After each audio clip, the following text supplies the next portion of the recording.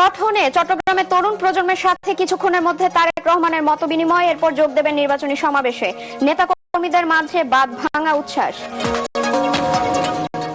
দেশ গড়তে জাতিকে ঐক্যবদ্ধ করবে জামায়াত, উত্তরাঞ্চলীয় নির্বাচনী সমাবেশে ডাক্তার শফিকুর রহমান।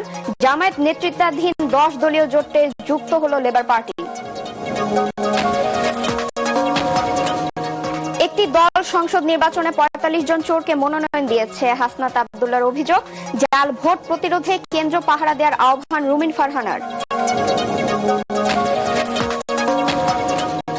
উৎসবমুখর পরিবেশে রাজধানী সহ সারা দেশে চলছে নির্বাচনী প্রচারণা। নানা প্রতিশ্রুতি নিয়ে ভোটারদের কাছে যাচ্ছেন প্রার্থী সমর্থকরা।